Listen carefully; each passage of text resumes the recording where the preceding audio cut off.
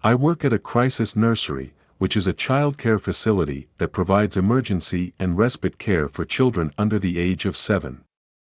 I used to work graveyards all the time. I have to say at all. That being said, at 2 in the morning in a dark room and you and 2 or 3 other girls in their 20s are the only adults in the building, *T gets creepy sometimes.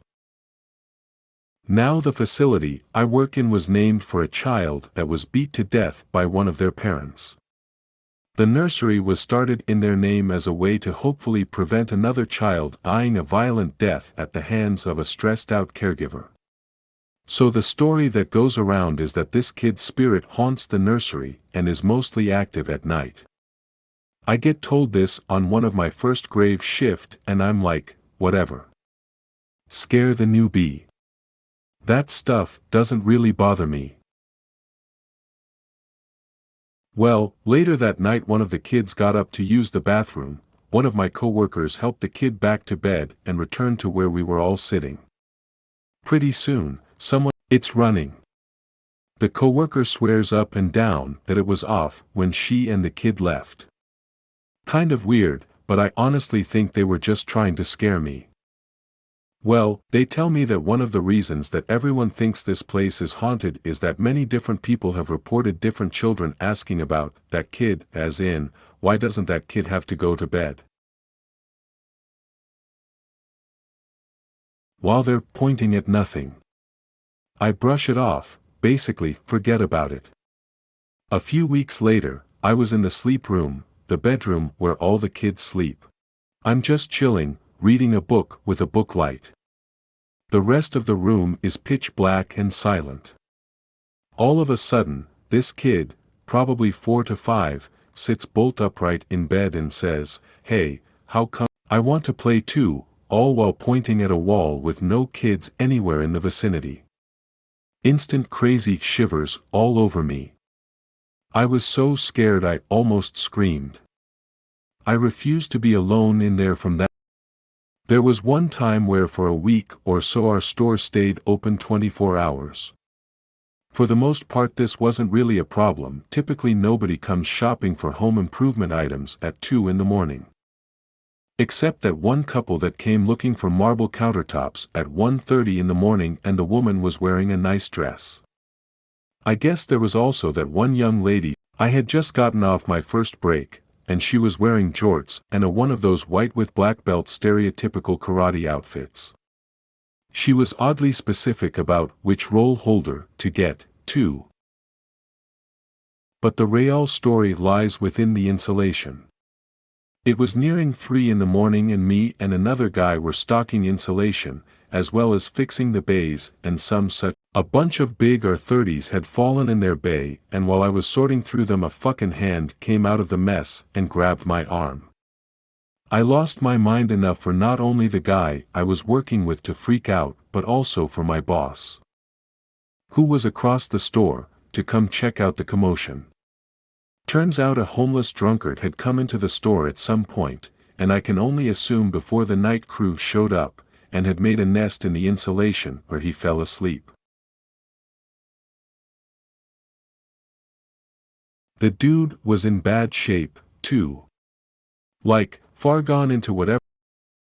I was once staying late doing some scenic painting in a college campus theater. It was late, pitch black dark outside and very quiet in the building.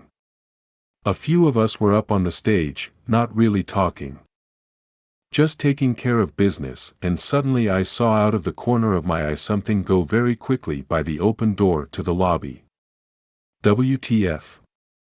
Then it went by again and I actually saw what it was. A guy with long hair, wearing pajamas, and no socks or shoes. We all made eye contact and one of the other painters was just about to go shut the door when the dude walked right in. He stood there staring at us for a full minute. You could have heard a pin drop. He threw his arms out to the sides dramatically and said, "I am your savior, Jesus Christ." No one responded and he eventually walked out. I guess the door was promptly shut and locked behind him and security called. They were not impressed. Turns out that he was a patient at some sort of group home nearby and had done this multiple times. I still get creeped out to this day if I'm working in a theater at night though.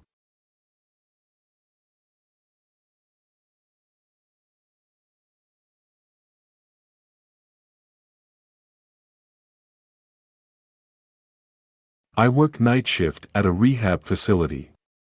We have a protected gate with a camera looking down from above and one of those doorbell cameras. In the office, the camera monitor is on one wall and the doorbell monitor is on another. I was doing some paperwork and see this guy walk past, stop for a few seconds, then slowly turned around, walked back and stared up at the camera. And he kept staring. The facility is in a rough neighborhood, so I'm fairly used to folks hanging out around the gate and usually ignore it. But the way he was staring was off-putting. Like, his eyes and expression were hollow and dead. Almost as if he were in deep thought about something horrible.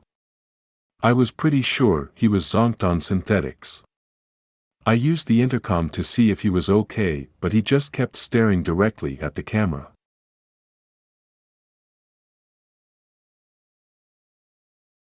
We have a rule: if it's not hurt or trying to come through the fence, just let it be. No sense in engaging needless. That same dead-eyed expression, staring right at me. I did a round and came back to find him gone, which only creeped me out more.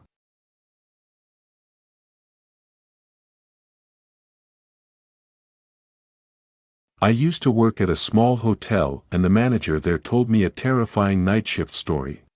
He said that he's with his 8-year-old daughter who dances competitively and needed advice on what she should wear. She gave him some basic fashion advice. He asked my manager, "What about fishnet leggings? Do you think those?" Then proceeds to talk in graphic detail about how he thinks his own daughter has been trying to seduce him for weeks and how he's starting to enjoy seeing her dance in these cute outfits. Meanwhile, my manager is looking through a computer system trying to figure out who this man is so she can call the cops. However, the room he was reportedly in was empty.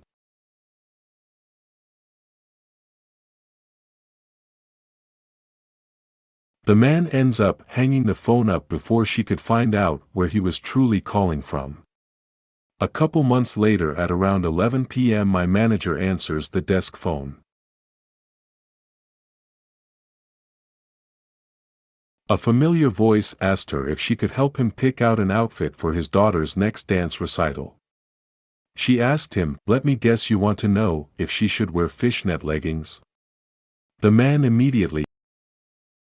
Around 12 years ago, I was working security at a small company's headquarters in New York City.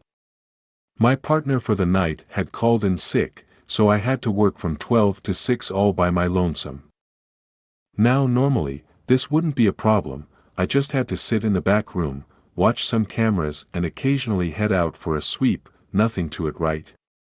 Well, as it turns out, one of the employees had stayed in the building after hours and had managed to avoid my coworker's sweep from the previous shift. I first noticed a movement in my peripheral vision on one of the screens, and then again a few minutes later. This was odd, because I was used to quiet nights in this particular building. I was a little scared when I headed out for my sweep, but it was my job, so I grabbed my flashlight and headed out to begin. I had to start the sweep in one big hallway. And right as I entered, I saw a flash of movement at the end of it. At this point, I was sufficiently freaked out. I stood frozen for a minute or so, looking into the semi-darkness, unsure of what to do. The decision was taken out of my hands. However, as I heard a gunshot resound down the hallway. In what was the scariest moment of my life, I slowly walked down that hallway to investigate.